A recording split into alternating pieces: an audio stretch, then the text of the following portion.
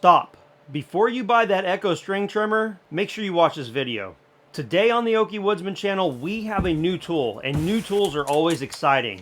After 5 years of using my professional SRM 2620, I'm extremely happy with it for the most part. In today's video, I'm going to explain 2 reasons why you might want to consider its red counterpart over the high quality SRM 2620. Let's get started. Anytime I've ever done a review on a string trimmer or multi-tool type setup, I get numerous comments about how people love their Echo PAS system. I've been using my professional Echo SRM 2620 for over 5 years at this point. Everything has been fantastic about it. I never really thought I'd want to replace it. It's always done a great job, but at this point in time, I kind of regret that purchase. Years ago, before I was doing YouTube, I was doing my own research trying to find the best trimmer. At the time, I was looking for the Echo SRM 2620 or the Shindaiwa version. The problem is I simply couldn't find one anywhere. At that point in time, there was one online retailer and they were pretty much the same price as my local dealership.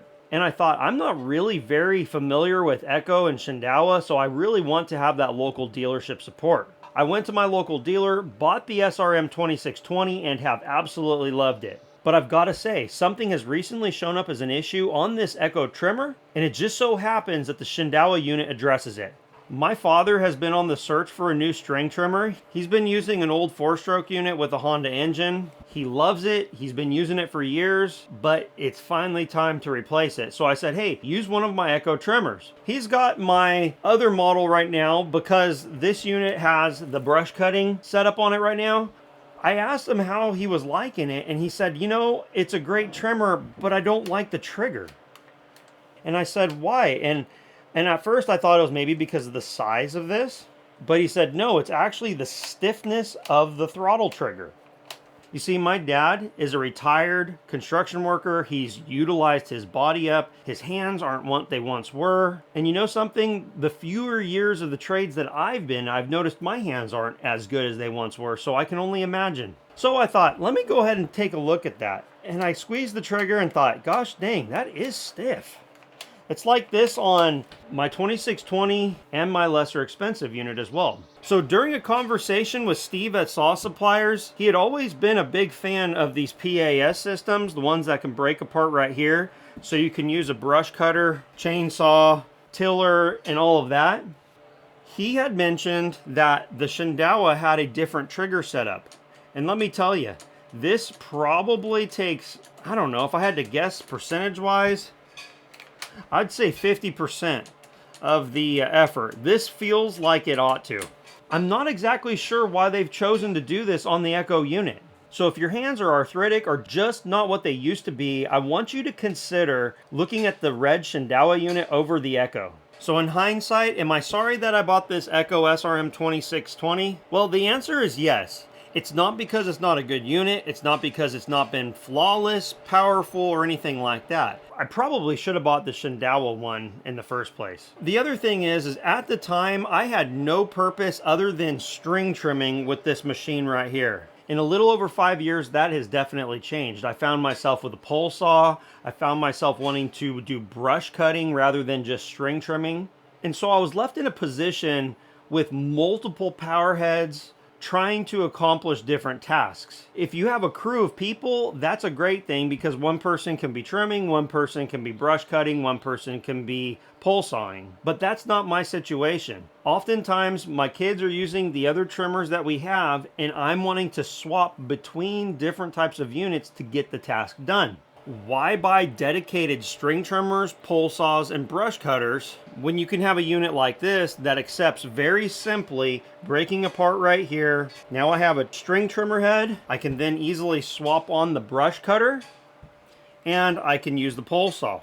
Those are the 3 things that I think I'm going to use most. I had recently made a video about selling off some of my duplicate or unwanted equipment. A lot of that had to do with space savings. This Shindaiwa PAS or Echo PAS system, however you want to look at it, is going to accomplish that. The unit started up very easily right out of the box. There was no tuning required.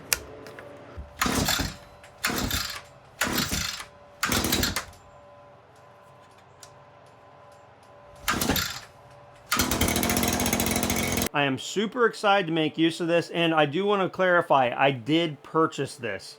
I purchased this off of sawsuppliers.com, and since I recently made a video on the Echo Speed Feed trimmer heads, I've actually sold one of these trimmers here and a few of the trimmer heads. Make sure you watch future videos to see how this Shindaiwa PAS system is going to work out for me, because if it's anything like the Echo unit, I'm going to be extremely thrilled with it. I'm looking forward to putting it to work, and I look forward to seeing you on that video.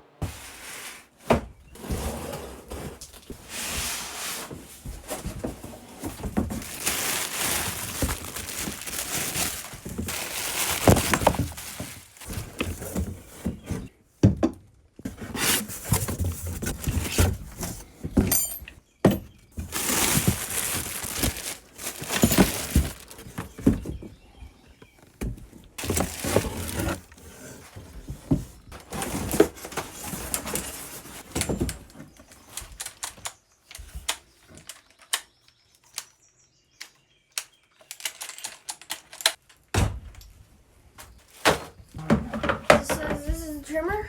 It's easy. Yeah, that's a lot stiffer.